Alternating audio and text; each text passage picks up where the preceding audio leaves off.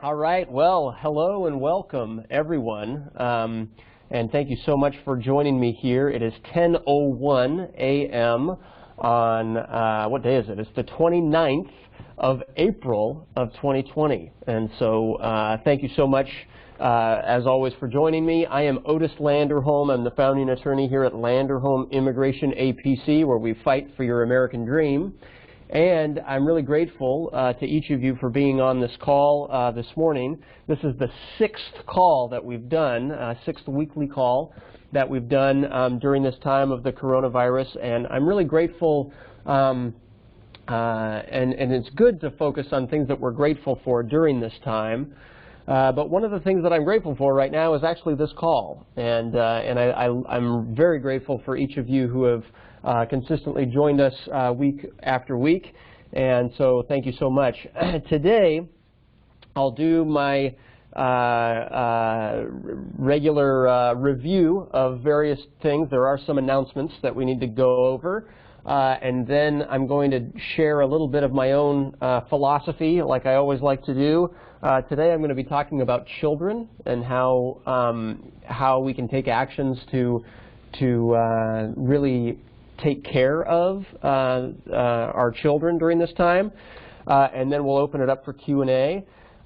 We are doing this call in English at 10 a.m. and we're doing the call in Spanish at 10:30, and so we'll go short and sweet. You know, we'll be able to cover everything we can in 30 minutes.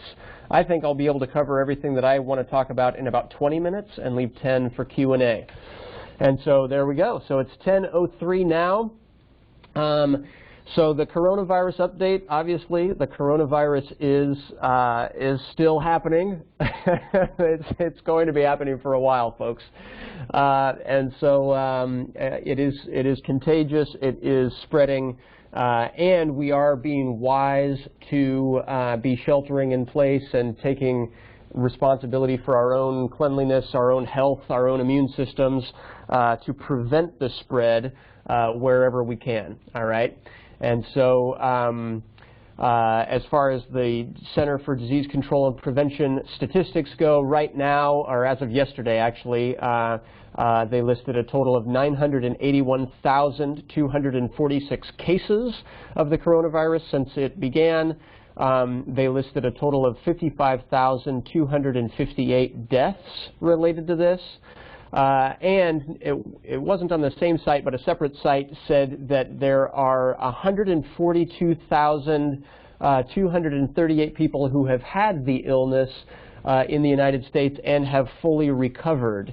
And so, that's a positive metric that I'm happy to see. But, you know, at this time, and as we're all sitting here and listening to this, I really would like to send and am sending my love and my heart and my good feelings to everyone who has personally been affected by this virus. We are all affected by it in one way or another, but fortunately, most of us have not actually been sick because of it, and so my heart definitely goes out to anyone who has actually been sick from this. And thanks to everyone here, and I know everyone here in the Bay Area is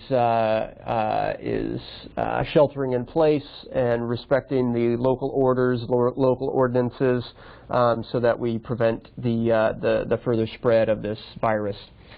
And so, great.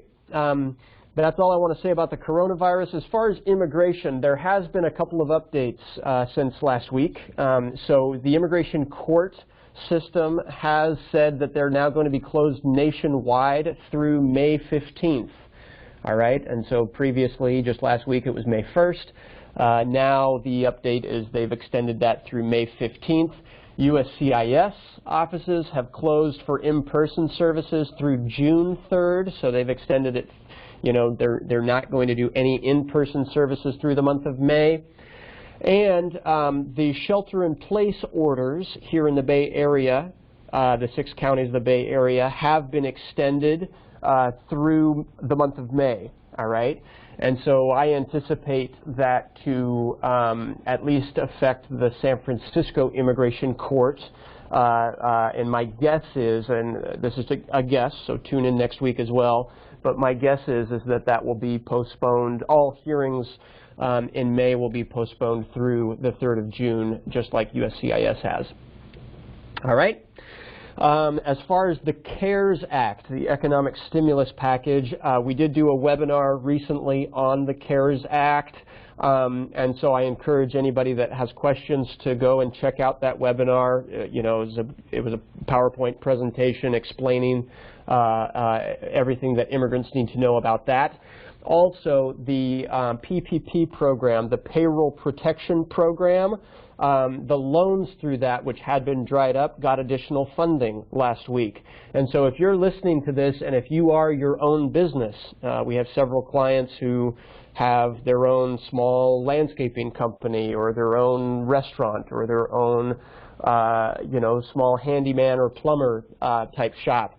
If that's true, even if you're the only employee, right, you might be able to benefit through what they call a Payroll Protection Program or the PPP loan, and that has gotten more funding next week. And so if you're a small business, I do recommend you reach out to your lender or reach out to your bank and see if you might be able to benefit from some of these programs, all right? And if you have questions about that, please do check out our webinar training on the CARES Act, because some immigrants can qualify for that relief and other immigrants cannot, all right? So it depends on your immigration status. All right, next thing I want to talk about, just kind of going through my agenda, is last week Trump issued an executive order, all right? And that order, I just want to be clear that it, I want to be clear on what it doesn't do, okay? The order said that it's not going to allow new green card holders to enter the U.S. for 60 days from overseas, all right? And so there are several exceptions that are carved into that order. For example, it's a smart exception during these times. Anyone who's coming in for the purpose of medical, for like working in the medical field is exempt from this order, which is, I think, a relatively small number of the green card holders coming in. But the bigger exceptions are for spouses and children of United States citizens. All right, so our clients, a lot of our clients who are overseas and who are applying to come into the U.S. Are applying to come in because they are, precisely because they are the spouse or the child of a U.S. citizen. And so for those folks, it really does not apply to your case. And it doesn't apply to anyone who's currently in the U.S. All right, so it's an executive order limiting immigration from outside to come into the United States. I have done a video on explaining the executive order. It's relatively short. It's about 6 minutes video. I encourage anybody that is interested to check that out on YouTube, or feel free to send us a text message. You know, so if you send our office number a text message with the word video, we can send you a copy of the executive order video that we put out. All right, so the next thing, kind of last thing before shifting and talking about my own kind of philosophy for the day, the next thing I want to say is, you know, we're sheltering in place. This order to shelter in place has now been extended, and community and creating community is now more important than ever, all right? It's very important not to isolate ourselves. And that's one of the things why I'm grateful, one of the reasons why I'm grateful for this call. And that's why I really encourage each of us to be in communication, all right? And to that end, our firm has decided to create a new Facebook group for our clients. It's an exclusive client-only Facebook group, completely optional. You don't have to, you know, you don't have to join it. But we will be sending out invitations later this week for all of our clients to join us as a group on Facebook, and let's build our own sense of community, and you know, we'll make it fun. for people and try to have a engaging way to meet up. It is a private and exclusive group for our clients only, and so you have to actually be a client of Land or Home Immigration in order to be invited. But if you are, and if you're listening, then please be aware of that. Please follow the invitation and join us. We'll have fun things going on. And I want to do like an exercise challenge on Facebook because we all need to stay healthy, right? We all need to push ourselves with our physical health so that we keep our immune system strong during this time. All right, so now I'm going to shift gears. Remember to please do keep your questions because we will have a section for Q&A at the end. So I'm going to switch gears and I'm going to share something that that was a recent training that I did and my wife did also that was really eye-opening for us. And it was from a PhD and a doctor who is he actually specializes in brain development of children. And so the title of this is sort of how to not mess up our kids right now, or how to really be an outstanding parent to our children right now. Not all of us have children. Some of us do, but I think even if we don't, there are some wisdom, there are some takeaways, and there are some things to think about as far as how this will affect society at large. That I think it's important for us to take a moment to think about, all right? So for kids, right, kids are developing, and the developing brain, right, the science says that our human brains are actually not fully developed and mature until approximately the age of 25, all right? So our brains are super powerful, and even once we're 25, they always continue changing. All right, and so as kids are developing, and especially as their brains are developing, they are sensitive to stresses, and the stress hormone cortisol, right, in our bodies, epinephrine, cortisol, play huge roles in how our brains develop. And so children, especially during this time, we want to be sensitive to how much stress they are feeling, and how much stress is entering their minds right now, because it will have consequences on their developing brains going forward, and so we want to be sensitive to that. All right.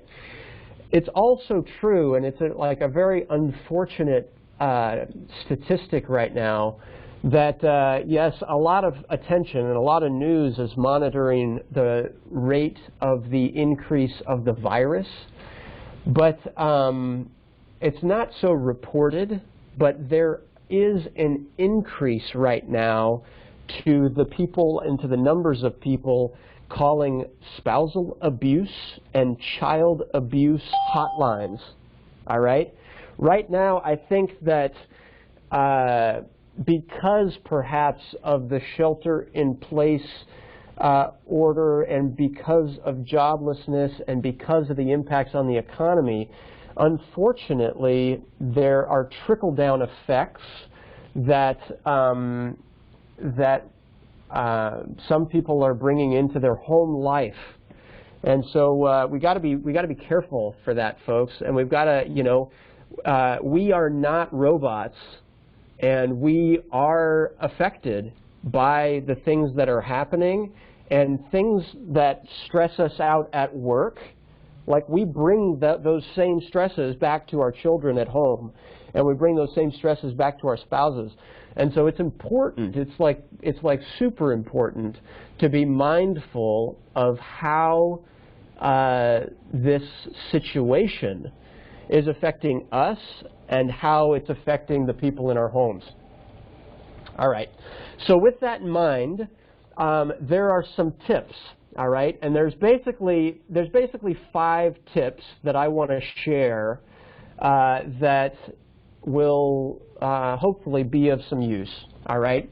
Tip number one, and these, I don't know if I said the name, but Dr. Mansour Mohammed, all right, is the gentleman who led the training that I was on.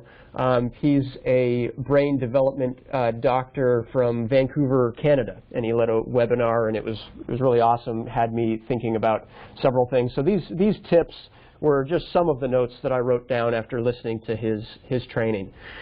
So tip number one is keep children, and your as well, but kids especially, keep them in their routines, all right? Children get stressed out when their routines get changed, all right? And so, you know, go to bed at the same time every day. Wake up at the same time. Like, don't, you know, just because kids aren't in school, or you don't have to get to school at the same time or whatever, or you don't have to get to work at the same time for adults. You know, keep your circadian rhythms well. You know, wake up at the same time every day, all right? Do your chores like you would normally do them. Eat breakfast as you would normally eat breakfast.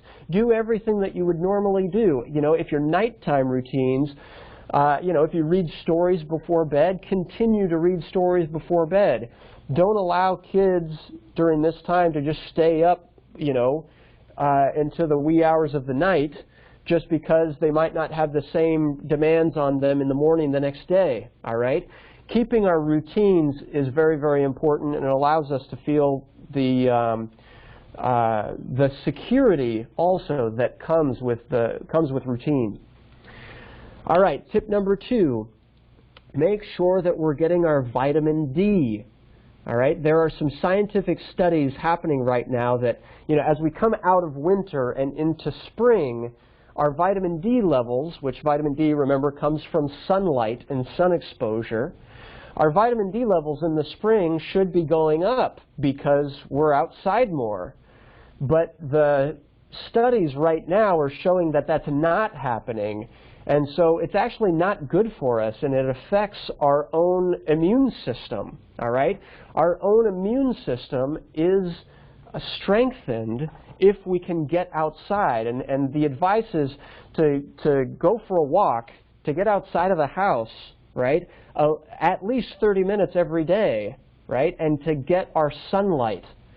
So that's that. Vitamin D, get outside, especially important for kids as well, but really this is important for everybody. All right, tip number three is regarding, you know, the stay-at-home stuff, all right? It's like we're at home.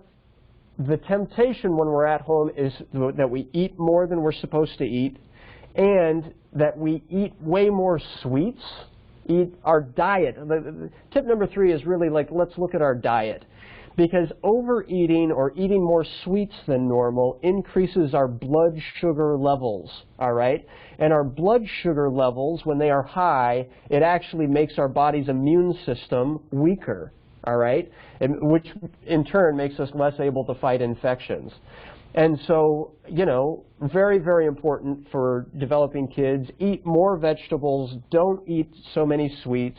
Keep your diet the same as it would be normally, or perhaps even, let's go for like healthier even than normal during this time, because we want our bodies to be strong. All right, that's sort of common sense.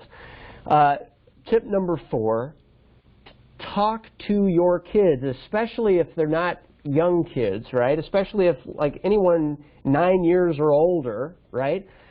Talk with your kids about what's going on. If they understand that there's this coronavirus going around, and if they understand and can communicate about it, you know, ask them how they're feeling. Don't let children isolate themselves in their rooms, right? Don't let them just get their information from the internet or from social media, right, which is everywhere right now. Don't let them just get it from like movies and Netflix and TV. Like, talk to them about it and really engage with them. Hey, you know, we asked our kids, we have, our daughter is 7, our son is 9 right now, and so we asked them the other day, hey, what do you think will happen long term because of this? You know, and they're thinking, you know, my son's answer was, oh, I think that we're all going to be really much more effective at using technology after this. And I was like, yeah, that's a good point, you know. And he's talking about drones delivering our pizzas, right? Which I think is true. It's probably, we are going to be developing more technology as a result of this.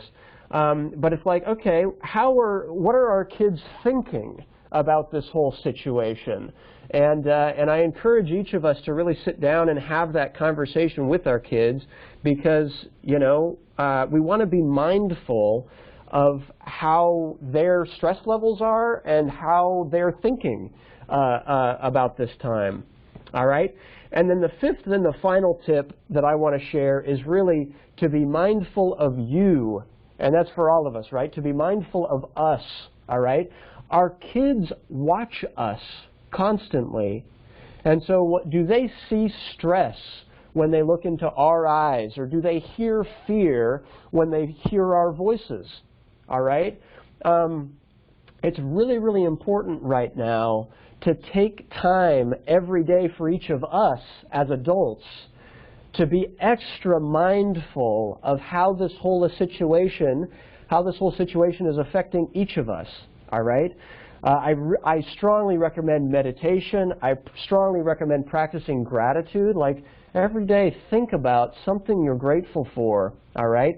And let's be really conscious of our emotional well-being so that we can be our best selves, and that will in turn strengthen our kids' ability to be their best selves, all right?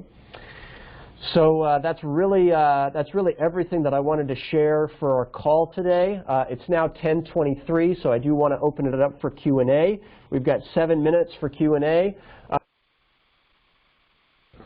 So to do that, please hit *6, and you know, and bring your questions. Hit *6, and if you don't have a question, hey, share something positive with our group, with our callers. And so, yeah, *6, everybody. Who has questions?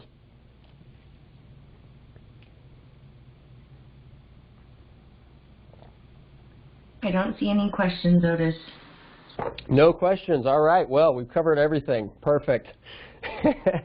So, all right. Anybody that's out there, feel free, hit *6, and let's have a conversation. You know, it doesn't have to be a question. You can tell me one thing, one goal that you've got for yourselves. If we're going to be sheltering in place, hey, let's focus on something we can achieve in these next 30 days. Or it could be something related to our theme today.